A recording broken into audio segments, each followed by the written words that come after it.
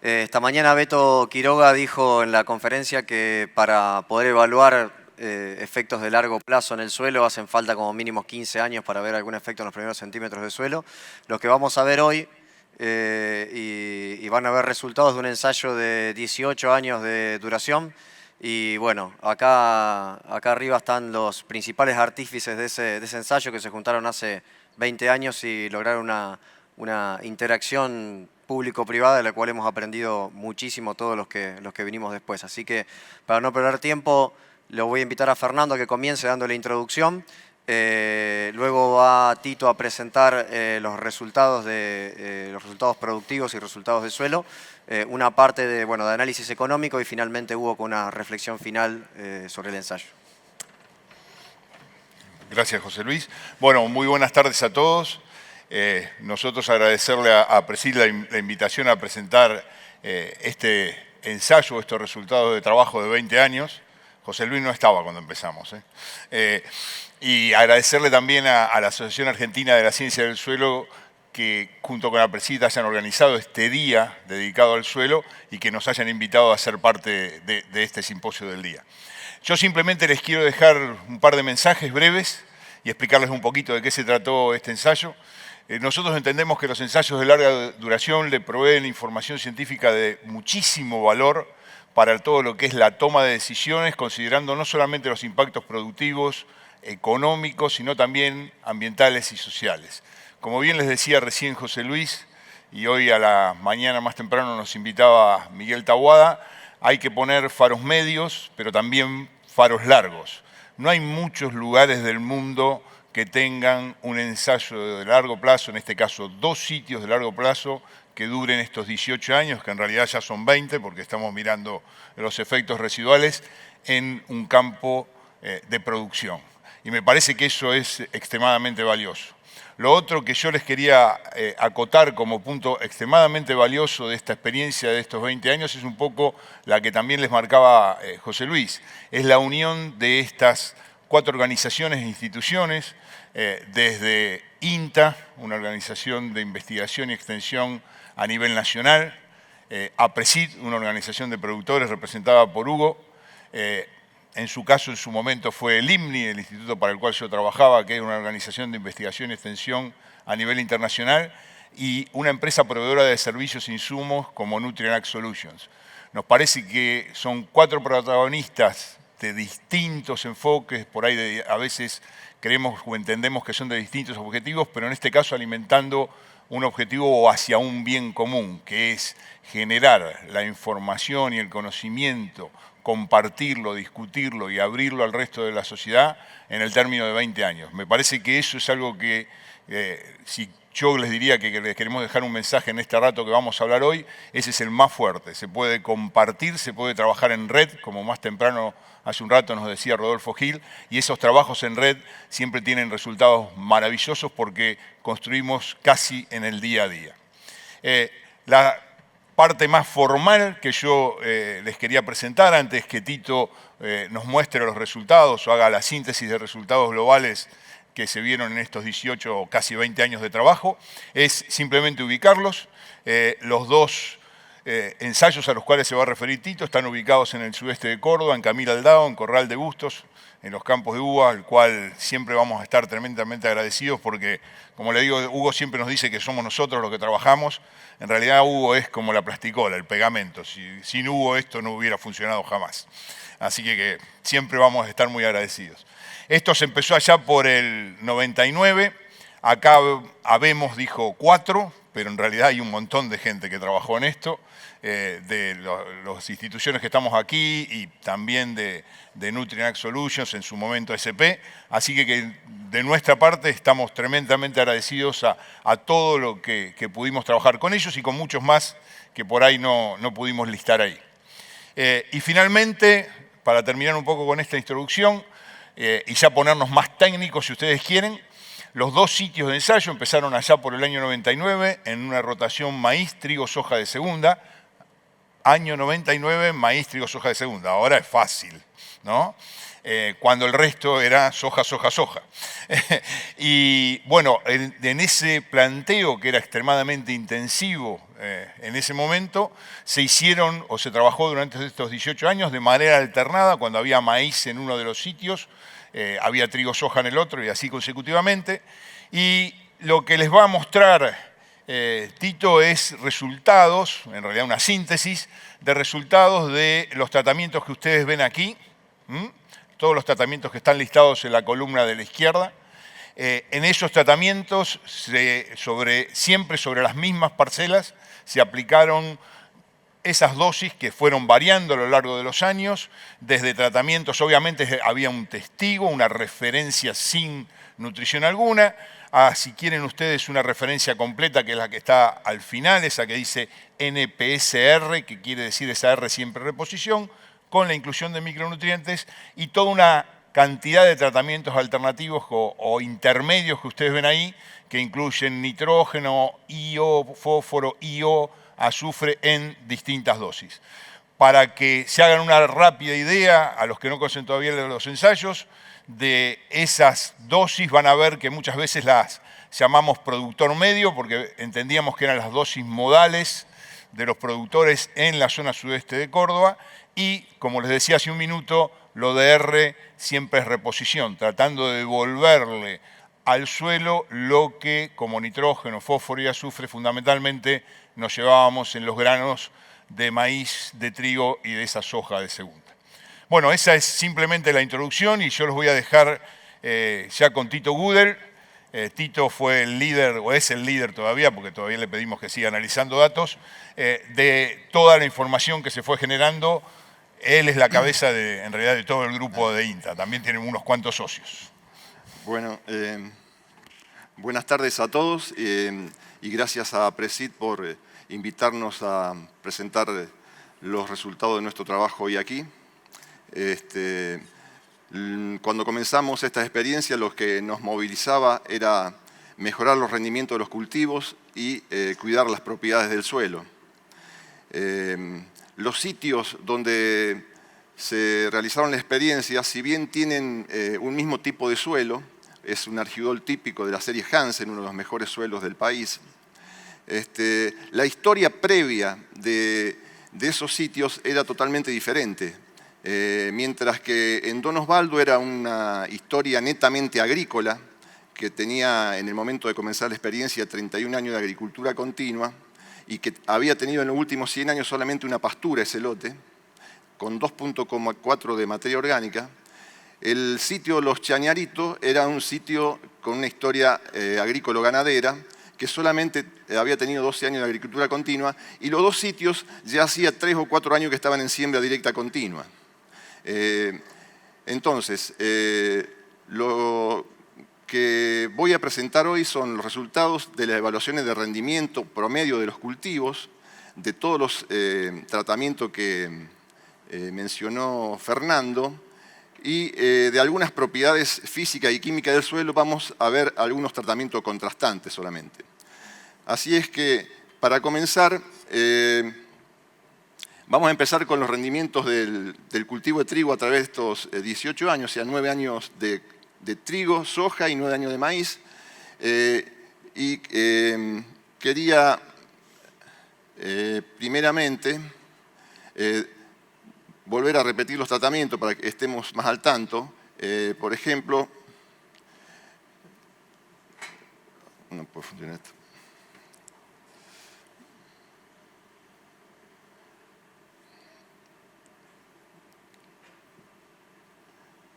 Tenemos, hay un problema acá. El tratamiento testigo, el tratamiento que solamente fertiliza con azufre, el verde, el blanco con nitrógeno, el celeste con nitrógeno y fósforo, el morado con nitrógeno, fósforo y azufre. Todo eso son dosis del productor. El fucsia es el tratamiento de reposición y el azul del tratamiento de reposición más micronutriente. Un poco para que los individualicen, y teniendo en cuenta esto, en el sitio Don Osvaldo hubo respuesta a todos los nutrientes aplicados individualmente. Sí, hubo respuesta al azufre, hubo respuesta cuando se aplicó nitrógeno, cuando se aplicó fósforo después agregado al nitrógeno y cuando se agregaron los 3 nutrientes en la dosis del productor, la barra morada. Y observen ustedes que los mejores rendimientos se obtuvieron con los tratamientos de reposición, pero no hubo respuesta a la aplicación de micronutrientes al comparar la barra fucsia con la azul. En cambio, en los chañaritos, las respuestas fueron menores. Fíjense en la magnitud de los rendimientos en uno y otro establecimiento, en otro sitio, que nos da una idea de lo que fue la historia previa. Observen que hay respuesta a nitrógeno, la barra blanca, respecto al testigo, respuesta a fósforo, y se sinergiza el rendimiento del tratamiento del productor cuando se aplica el azufre. También los mejores rendimientos se consiguen con el tratamiento de reposición de nutrientes y no hay diferencia entre aplicar y no aplicar micronutrientes. En el caso del maíz pasa algo similar. Fíjense también la magnitud de la diferencia entre uno y otro sitio en general, pero en particular podemos decir que en Don Osvaldo hubo respuesta al azufre, hubo respuesta al nitrógeno, no hubo respuesta al fósforo, si comparamos la barra celeste con la lila, pero cuando a ese NP se le agregó S, hubo un sinergismo que mejoró en forma importante los rendimientos. Hubo un mejor rendimiento también, igual que antes, con los tratamientos de reposición, y tampoco hubo respuesta a la aplicación de micronutrientes. En algo similar ocurre en los chañaritos, solo que en este caso no hay respuesta al azufre aplicado en forma aplicado solo. Hay respuesta a nitrógeno, hay respuesta a fósforo, y los mejores rendimientos también se obtienen con los tratamientos de reposición, no habiendo respuesta a la aplicación de micronutrientes. Pero observen lo que es la soja. Esa diferencia de rendimiento en general que había entre los dos sitios no ocurre. Son como que son bastante parecidos los rendimientos. O sea, en el establecimiento Don Osvaldo, el sitio de muchos años de agricultura, con solo agregar azufre ya conseguimos los mejores rendimientos.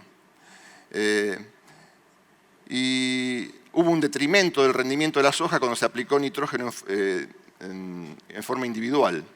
En los chañaritos también hay una pequeña respuesta al azufre y hay detrimento de los rendimientos, pero lo importante de esto es ver que la soja es como que se acomoda mejor en distintos ambientes. Lo que quería decir es que la falta de respuesta a los micronutrientes la podemos de alguna manera fundamentar en que los valores de los micronutrientes en el suelo estaban por encima de los considerados críticos en los dos establecimientos. Y también decir que la respuesta al azufre en soja fue muy importante. En cuanto a la evolución de algunas propiedades químicas de suelo, por ejemplo, tenemos el carbono orgánico, que era una de las cuestiones que más nos interesaba ver la evolución en el tiempo. Y si bien al principio lo tomamos en distintas profundidades, a profundidades más superficiales, finalmente en el año 2017 hicimos un muestreo a 0,18 y 18 centímetros, y 18,30 centímetros. Y solamente tenemos los tratamientos más contrastantes, el verde, que es el tratamiento de reposición, el amarillo, que es el tratamiento de NPS del productor, el celeste, que es el tratamiento testigo. Y observen ustedes que si comparamos el valor final con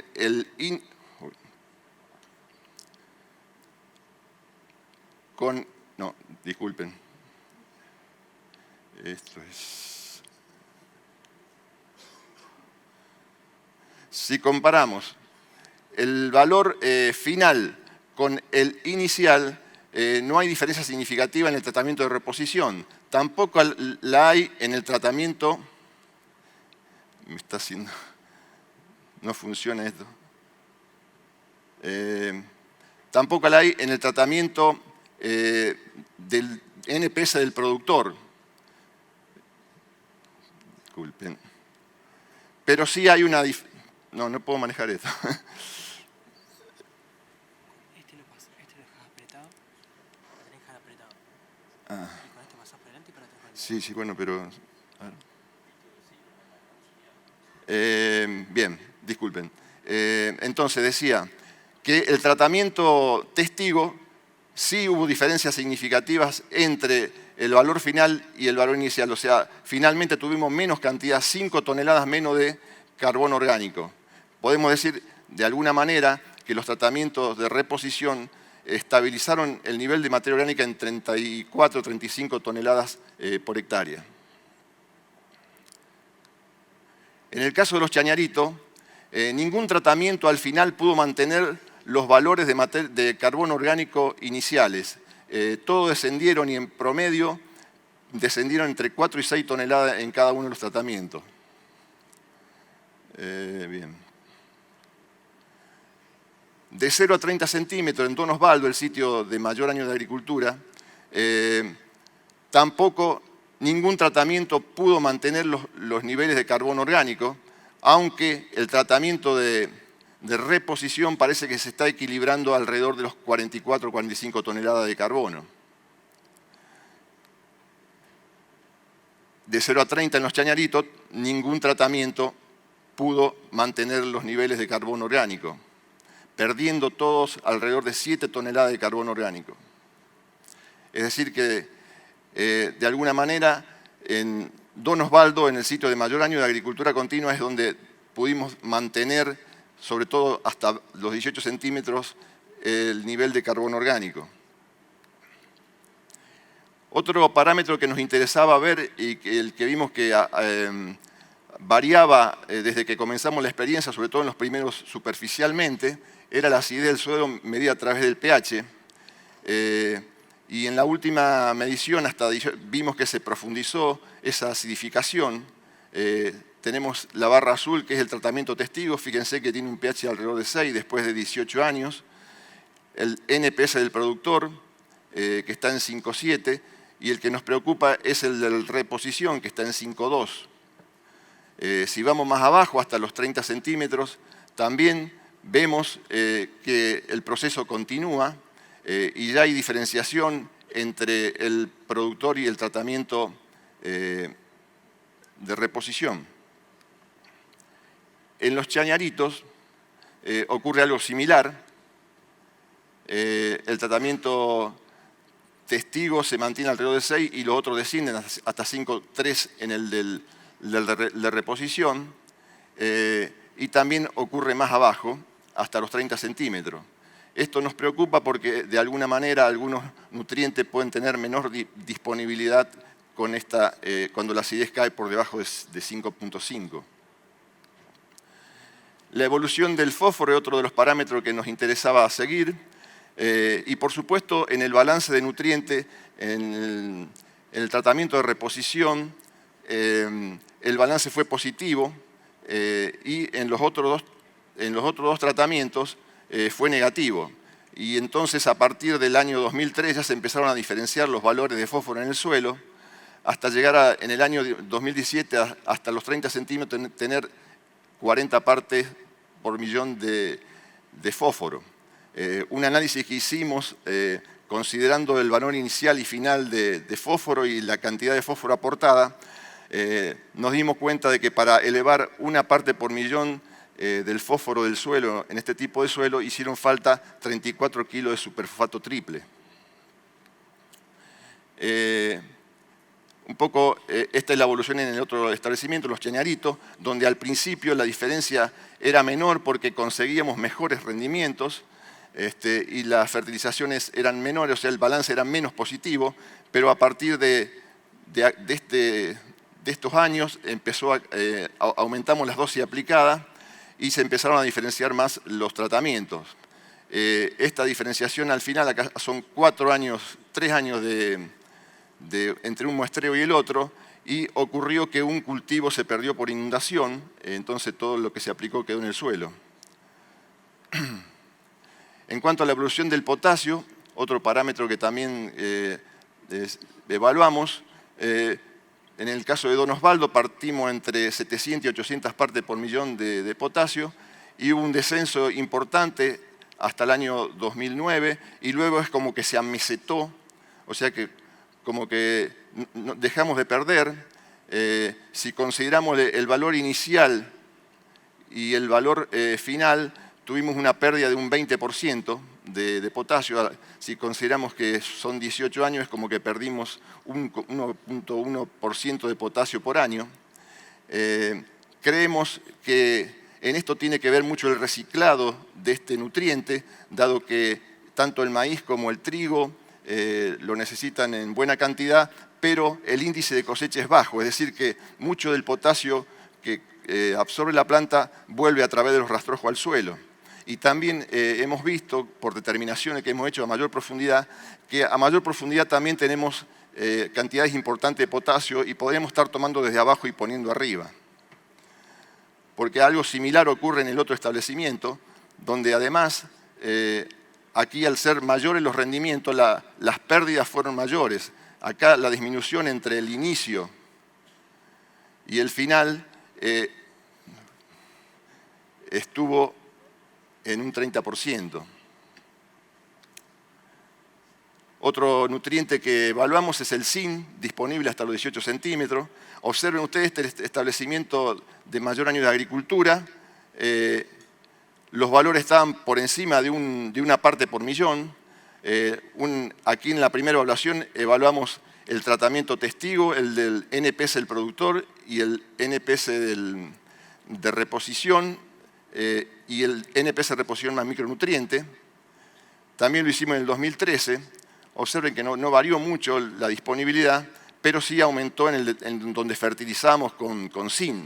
La última evaluación solamente la hicimos en el testigo y en los tratamientos de reposición y del productor, y observamos que los valores están alrededor de una parte por millón. Si consideramos el valor inicial y final hasta el año 2013 y la cantidad de zinc aplicada, con esa relación sacamos que se necesitan 9 kilos de zinc para aumentar una parte por millón el zinc en el suelo. Respecto a las propiedades físicas del suelo, hay dos que estudiamos, que es la densificación del suelo medida a través de la densidad aparente. Ya cuando comenzamos la experiencia, nosotros teníamos en vista esa problemática, que en los primeros centímetros de suelo, si comparamos el año 2005 con el 2017, la barra celeste del 2005, no hubo diferencia significativa, o sea, no se acrecentó el problema hasta los 10 centímetros, pero de los 10 centímetros en adelante, sobre todo entre los 10 y los 20 centímetros, la densificación creció, y con valores que están por encima del nivel crítico para este tipo de suelo. O sea que podríamos estar teniendo problemas de penetración de las raíces y del agua. En el establecimiento con menos de año de agricultura ocurre algo similar, pero en este caso en todas las profundidades es como que se densificó más desde el 2006 al 2017. Otra de las variables que medimos es la estabilidad estructural del suelo, medida mediante el cambio del diámetro de los agregados, y lo que hicimos fue, las mediciones las hicimos también en el tratamiento NPS reposición, NPS del productor, NPS de reposición, la línea azul, y el testigo, que es la línea amarilla. Y lo relacionamos con el valor que tenía cada uno de estos tratamientos en el momento del comienzo de la experiencia, al que le dimos el valor 100. En los tres casos, en este establecimiento, la estabilidad era regular a mala cuando empezamos. y cada vez que bajamos de 100 quiere decir que mejoró la estabilidad. Fíjense en que el tratamiento que más mejora la estabilidad estructural es el tratamiento testigo. Los otros tratamientos, si bien mejoran, están por encima del testigo. O sea, esto cuanto más cerca de 0 estemos, mejore la estabilidad. En Don Osvaldo, en Los Chañaritos, el lote con una historia agrícola-ganadera, el valor inicial era de una estabilidad muy buena, excelente. Empeoró un poco al principio, pero después mejoró. Y finalmente, la determinación de 2017 hace que empeoren tanto el tratamiento del productor como el tratamiento testigo y se mantenga el tratamiento de reposición.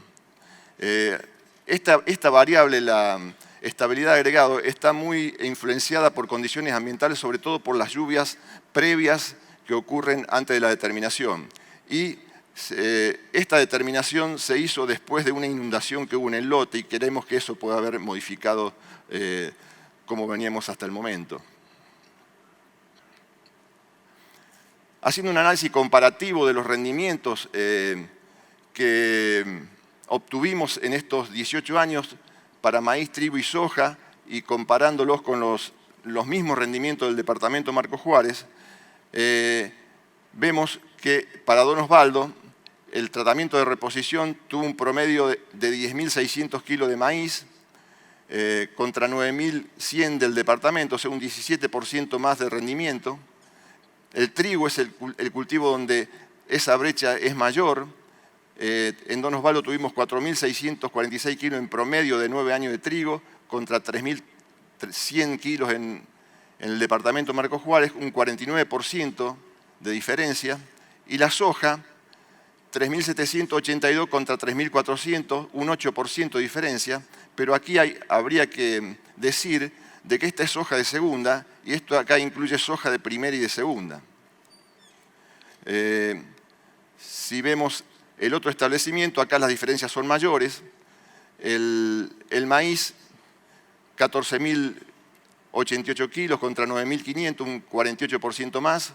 5.800 kilos de trigo en el tratamiento de reposición contra 3.000 kilos, de 3.100 kilos, supongamos, 90% más. Y la soja, 3.800 contra 3.200 kilos, un 11% más de rendimiento.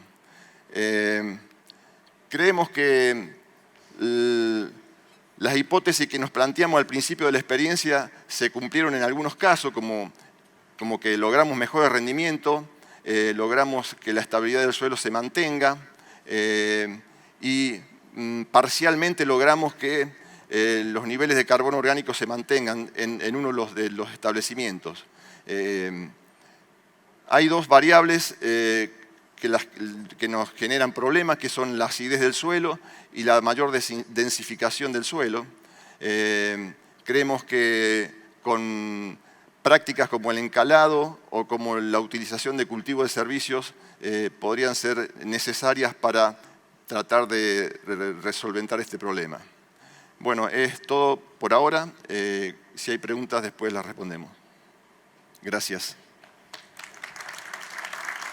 Gracias, Tito. Bueno, me toca a mí hablar de la parte económica, ¿no? Me toca trabajar con productores en la parte privada y cuando le mostramos esto me dice, bueno, pero a ver, mostrame un poco los números que esto es por plata.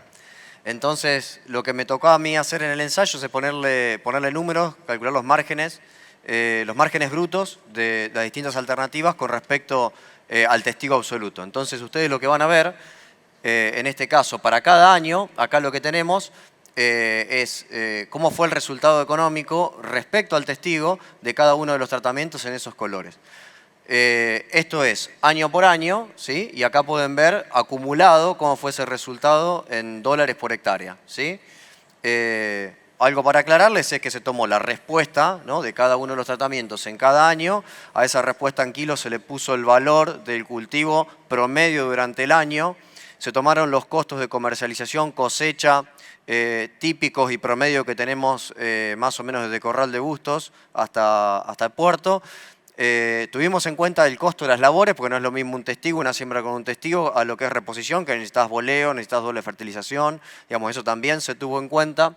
Y bueno, con todo eso se calculó cuánto finalmente era el margen. Y en cuanto a insumos, se tomó, digamos, también en cada año cuál era el precio de lo que es urea, super triple, sulfato de calcio como fuente de azufre para tener los nutrientes puros, ¿no? Y también de los micronutrientes. Este es el caso de Don Osvaldo. Lo vamos a ver primero para Don Osvaldo y después los chañaritos. Y pueden ver cómo fue el resultado. La línea azul es el tratamiento NPS diagnóstico, el de productor. Obviamente, y acá lo ven acumulado, ¿no? La diferencia está en lo que es tratamiento, que lo fue explicando Tito y Fernando al principio. En que las cantidades acumuladas en lo que es margen bruto hay que tener en cuenta que lo que es reposición tenía nitrógeno por reposición. Cuando el nitrógeno, como escuchamos antes las presentaciones anteriores en cuanto a nutrición, es un nutriente móvil y tendríamos que tener en cuenta lo que está en el suelo, ¿no? En este caso, mostró Fernando al principio las cantidades aplicadas, que eran aplicar nitrógeno por reposición. O sea, hay que tener en cuenta eso al momento de analizar la parte económica. Ahí está puesto tal cual se hizo el ensayo. Acá lo pueden ver en un gráfico, un box plot, o sea, todos los resultados también respecto al testigo, cómo fue la respuesta en dólares por hectárea, ¿sí? En estas cajitas, lo que es azufre, para lo que es trigo soja y para lo que es maíz. El caso de nitrógeno, diagnóstico, negativo para lo que es trigo soja, por lo que mostraba Tito, digamos. Hay respuesta en el trigo, pero hay un detrimento en lo que es la respuesta en la soja de segunda, ¿sí? Ese trigo rinde mucho, pero también se lleva el azufre, que afecta el rendimiento de soja de segunda, y por lo tanto los resultados económicos, en este caso lo que es el trigo soja, fueron menores al testigo. Nitrógeno y fósforo, la mediana da en 0, esa cajita está repartida ahí, los percentiles 75 y 25 marcan dentro de la caja, ¿no? Los extremos. Acá ven el tratamiento de NPS diagnóstico, que fue el que ustedes vieron, digamos, acumulado como el mejor, y esta es la reposición, ¿sí? Todos los datos, o el 75% de los datos por encima de lo que es el testigo, y acá está reposición más micro. Lo mismo, pero visto para el sitio de los chañaritos, en cada año, cómo fue la respuesta. Fíjense que lo que mostraba también al principio, un poco las respuestas eran un poco inferiores, después esto se fue magnificando y cada vez fueron mayores. Lo mismo ven acá, ¿sí? El diagnóstico es el que mayor resultado económico acumulado mostró, siempre aclarando que en el caso de reposición, obviamente se estaba reponiendo también el nitrógeno. Y si miramos también los mismos resultados en cada uno para dividido los cultivos, trigo, soja y maíz, ¿sí? En este gráfico podemos ver que en el caso del maíz no hubo tanta respuesta en lo que es azufre, o por lo menos resultado económico, sí lo hubo en lo que es el trigo soja, en trigo soja para azufre. En este caso en el nitrógeno se observa lo mismo con el tema de soja. Lo que pasa que los chañaritos tienen más influencia en APA y por ahí puede haberse visto menos afectado el rendimiento de soja de segunda, y un comportamiento similar en lo anterior, ¿no? El mejor resultado, digamos, se encuentra en lo que es NPS diagnóstico y los resultados de NPS reposición y reposición más micro bastante similares. Terminó el ensayo hace 2 años y bueno, dijimos, bueno, ¿qué vamos a hacer? Bueno, podemos medir los resultados y cosechar las parcelas aparte, pero Hugo fertiliza todo el campo exactamente igual, digamos, se pasó por arriba de los ensayos exactamente igual que como se venía haciendo, digamos, como él siembra el lote, se pasó por encima de los ensayos. Ahí ven las imágenes, digamos, por NDVI, ahí estaba ubicado el ensayo en Don Osvaldo, esto fue para el trigo de 2017, y acá está el ensayo de los chañaritos, se sembró un poquito más tarde, pero se alcanzan a ver los tratamientos de reposición en distinto color. ¿Y cuáles fueron los resultados que se encontraron? En trigo, para lo que fue Don Osvaldo, fíjense, el testigo rindió 14 quintales. Voy a pasar a las diferencias fundamentales con los tratamientos que, digamos, que nos interesan, que son el diagnóstico, 45 quintales, pero fíjense lo que fue reposición. 54 quintales y medio y 56 quintales para lo que es reposición más micro. ¿Sí? Se entiende todo, digamos, todo fertilizado exactamente igual, pero se cosecharon las parcelas como se venían cosechando arriba de los tratamientos. La soja de segunda no se pudo medir porque hubo un temporal que afectó todos los tratamientos y se descartó, pero sí se pudo hacer en los chañaritos. Y acá podemos ver las respuestas en kilos, pero además lo que pudo hacer fue el resultado económico del trigo soja. ¿sí? Y podemos ver cómo seguimos teniendo respuesta en los tratamientos, en este caso de reposición más micro, sobre el diagnóstico y obviamente sobre el testigo. ¿Sí? Fíjense, digamos, siempre que hablamos de estas respuestas son sobre el testigo, ¿sí? $288. Siguió la última campaña, que fue de maíz, en los chañaritos, no se pudo medir en Don Osvaldo, y podemos ver la diferencia de rinde. Fíjense, digamos, uno si no tiene esto, 128 quintales o 129 quintales parecerían excelentes, sin embargo, nos estamos perdiendo todo esto acá. El diagnóstico estuvo en 145 quintales, pero los tratamientos de reposición se midieron en 161, 162 quintales, con un margen bruto de más de $350. O sea que a todo eso que veníamos hablando de acumulado y demás, esto es lo que, digamos, lo que deja el ensayo y esa construcción de ambiente que se generó durante muchísimo tiempo. Bueno, con eso yo termino para lo que es el análisis de lo que es resultados económicos, y nos quedan 5 minutos para que, bueno, para que Hugo pueda contarnos, digamos, su visión y sus conclusiones como productor. No tengo nada que pasar. Bueno, yo lo primero que quiero contarles es que este trabajo salió como conclusión de un trabajo que empezamos en el año 1985 con el INTA Marco Juárez, donde eran los años del comienzo de la siembra directa. Entonces, en ese momento planteábamos siembra directa para algunos cultivos, no para todos. Entonces, pero de cualquier manera, ya se vislumbraba que la siembra directa tenía que ser una técnica para todos los cultivos y no solo para algunos, pero empezamos una experiencia en 2 lotes, donde uno era siembra directa para todos, y junto con Tito Gudel, así que llevamos más de 30 años trabajando juntos, y otros, algunos cultivos se hacían con labranza o mínima labranza y otros en siembra directa. En ese momento la rotación que nos habíamos planteado era trigo-soja, soja-maíz. Esa era la rotación que en el 1985 nos planteamos, y vimos que había un beneficio de la siembra directa continua, pero que no lo percibíamos en el suelo. Es decir, era un lote con problema de erosión, sin duda que mejoramos la erosión, se detuvo, mejoraba la productividad, pero desde el punto de vista de suelo químico no lo veíamos. Entonces ya por allá por el año 96, dentro de la empresa decidimos que no había más soja de primera, y entonces, viendo las deficiencias de azufre que nos hizo ver Fernando en ese momento, dijimos, bueno, esto hay que continuarlo en el tiempo, y dijimos que si hacemos todos los años una gramínea y fertilizamos mejor que lo que veníamos haciendo con criterio de diagnóstico, con criterio de reposición, capaz que con el tiempo podamos ver las mejoras químicas en el suelo de materia orgánica que tantos estábamos esperando. Y es por eso que juntos con Nutrien, que bueno, hoy lamentablemente no pudo estar, con el INTA y APRESIT, empezamos estos ensayos. Fue un gusto, un placer, aprendimos un montón. Y la enseñanza mayor que tuve, que creo que tuvimos, que es compartida, que el suelo tiene vida y que lo que uno hace se expresa en el tiempo. Es decir, el suelo tiene memoria. Y bueno, muy bien lo mostró José Luis recién, que sobre todo los nutrientes, cuando uno piensa, como sobre todo pensábamos hace 20 años atrás, que había que fertilizar con un criterio economicista, que era el criterio que por ahí nos formaron a nosotros, es decir, como un insumo más. El retorno económico es el que manda. Bueno, el fertilizante es un insumo estratégico, el criterio economicista no va.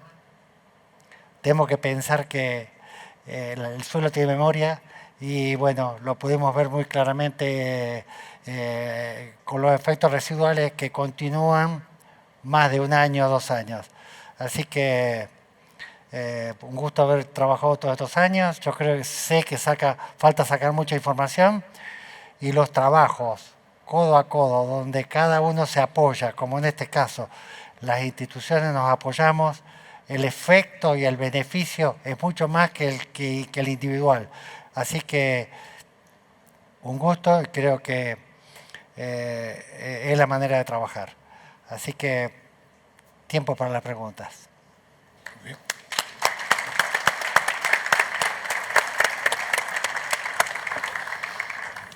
Bueno, muchas gracias. Hay algunas preguntas. Tito, ¿cómo se aplicaron los micronutrientes en los cultivos a la siembra o de manera foliar? No, se aplicaron a la siembra en una mezcla física de nutrientes. ¿Qué dosis toman como criterio de reposición de fósforo y de azufre?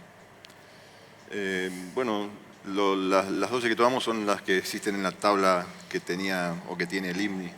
De ahí sacamos las dosis de acuerdo al rendimiento objetivo de cada cultivo, que fue variando en el tiempo, pero creo que empezamos con un rendimiento objetivo de 12 toneladas de maíz, 5 toneladas de trigo y 4 toneladas de soja. Y de acuerdo a eso y de acuerdo a las tablas es que definimos las dosis de reposición. Bueno, esta puede ser para Tito y para Fernando. ¿Cómo podemos explicar que el fósforo del suelo del tratamiento testigo no disminuye a lo largo de 18 años de extracción sin reposición? Bueno, nosotros también nos dimos cuenta de eso y es que creemos que el método no puede captar valores menores. El método de determinación, que es el Bray, no puede captar fracciones menores de fósforo. Es una limitación del método, creemos. Recuerden que el método de Bray, lo que buscamos es estimar la capacidad que tiene el suelo, es en realidad un indicador de la capacidad que tiene el suelo de proveer fósforo. Entonces, está sujeto a lo que es la dinámica del suelo y busca simular lo que hace la planta. Cuando extrae el fósforo del suelo en solución, hay fracciones de fósforo inorgánico y orgánico que reponen esa solución. En el caso de Bray, lo que estima fundamentalmente son las fracciones de fósforo inorgánico. Normalmente Bray es muy bueno para diferenciar sitios con baja y con alta probabilidad de respuesta. Pero en la medida que bajamos y seguimos bajando, los valores no cambian mucho, y es un poco lo que le decía Tito. Lo que vemos nosotros es cuando ya estamos muy bajos, y no solamente en estos ensayos, sino en otros sitios también, seguimos estando pobres, un poquito más pobres, pero sigue marcándonos que estamos bajos de fósforo.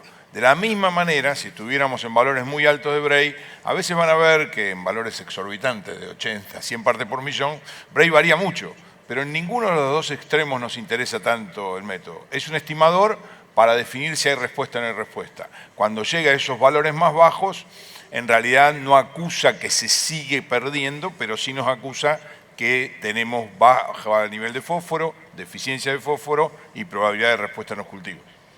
Hugo, ¿tenés pensado hacer cambios en la rotación o especies cultivadas o incorporar ganadería? ¿O creés que el cambio a seguir es este que sostuvo a lo largo de estos años para suelos clase 1? Cuando nos planteamos esta rotación allá en el año 96, era porque veíamos que en el ambiente clase 1 con 900 milímetros y la radiación periodo libre helada nos daba perfectamente para hacer doble cultivo, por lo menos en un año, y en el otro año un cultivo de producción como el maíz. Solo cortamos esta rotación desde el 2011 hasta el 2016, cuando por razones de mercado tuvimos que suspenderla, pero desde el 2016 para adelante seguimos con la rotación. Pensamos que estamos probando algo de cultivos de servicio que nos provean nitrógeno detrás de soja de segunda, a ver si la podemos incluir para mejorar un poco más la provisión de nitrógeno, pero todavía estamos a nivel de prueba y no pensamos que sea muy sencillo. Sí, también estamos viendo de que tenemos limitaciones, problemas para hacer los trigos detrás de maíces de alta producción, pero bueno, estamos mirando distintas alternativas para resolver esos problemas. Bueno, hay una pregunta, ¿por qué se terminó el ensayo? Vos sos el dueño. Se ha discutido mucho. Lo discutimos bastante entre todos. Veíamos que había parcelas que no tenían sentido. Entonces, todos estuvimos de acuerdo en que ya merecía un final el ensayo y que capaz que teníamos que pensar en otro tipo de desafíos, pero que para lo que nos planteamos originalmente 18 años era suficiente y que teníamos que pensar en otras alternativas, que es lo que nos quedamos discutiendo, analizando y viendo a ver cómo continuamos. Pero fue algo de acuerdo entre todos porque no tenía más sentido, con toda la información que teníamos, seguir trabajando. Algo que me parece que tenemos que decir que los dos ambientes eran distintos, sí por suelo, distintos además de por historia, porque uno tiene napa y el otro no tiene napa. Entonces por ahí las diferencias de producción, sobre todo de gramíneas, entre el Don Osvaldo y los Chañaritos, se deben a uno el efecto de napa y otro no tiene napa. Sí, yo que quería sumar algo más a esto que marcabas vos, Hugo, de por qué se terminó el ensayo también. Es duro y es muy difícil, creo que para todos fue bastante difícil terminar el ensayo, más allá de que Hugo ya nos quería echar, pero que fue la verdad. Pero el hecho es que, como bien les dice Hugo, me parece a mí que esto ya, que habíamos cumplido el objetivo para el cual había sido diseñado. Y en realidad se habían generado muchas líneas que surgen del mismo ensayo. Por ejemplo, lo que Tito marcaba de la acidez, el encalado, la posibilidad de proveer nitrógeno vía cultivos de servicios.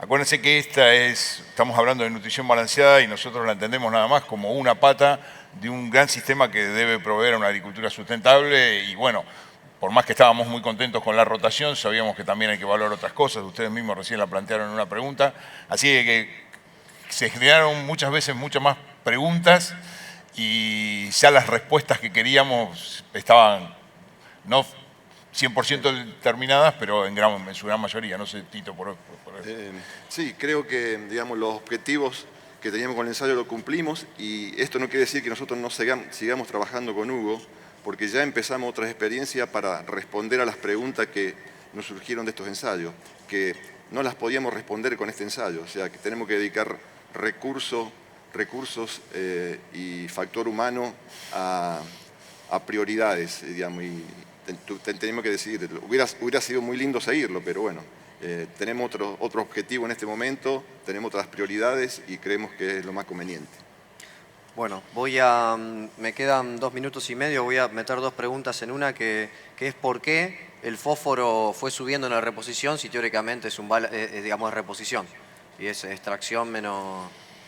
y disculpa, Tito, y la otra que está relacionada es ¿qué recomendación daría hoy para mejorar el fósforo y recuperar esos suelos? Bueno, respecto a la primera es que el balance fue muy positivo. Como lo dije, o sea, el balance no fue un balance neutro, sino que fue un balance positivo por muchos kilos. No quiero recordar mal en este momento, pero cerca de 200 kilos de balance positivo. Entonces, ahí es la diferencia, por eso la diferencia. Bien. Hubo algo de esto, ya habló, pero me preguntan si no tenés problema con la acumulación de rastrojo que traiga problemas en las siembras siguientes. Sí, con maíces de alta producción y sobre todo en veranos secos que no alcanza a descomponerse el rastrojo de trigo y soja. A veces para la implantación de trigo tenemos problemas. Ese es creo que es una de las razones por qué por ahí no se difunde tanto el trigo sobre maíz, por implantación, por equipos. Además nosotros incorporamos todo el fertilizante previo a la siembra o la gran mayoría. Pero bueno, teniendo agua disponible detrás de un maíz,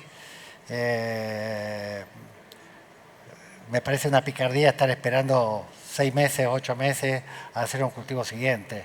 Es decir, el suelo necesita del trigo porque es el cultivo que mejor cubre el suelo, que es el que mejor afloja el suelo en el invierno. Es un cultivo que vimos en 16 años, 17 años, más de 5.000 kilos de promedio. ¿Por qué no hacerlo? José Luis, por ahí para aclarar un poco más lo del fósforo. En realidad nosotros trabajábamos con la tabla proponiendo un nivel de rendimiento y también se analizaban los granos, ¿no es cierto? Entonces, de ahí es el balance positivo que dice Tito. La tabla es un promedio de muchos ensayos o distintos datos que se van acumulando y en realidad nosotros después lo comparábamos con lo que realmente sacaban los granos. Obviamente no coinciden y por eso se dio ese balance positivo.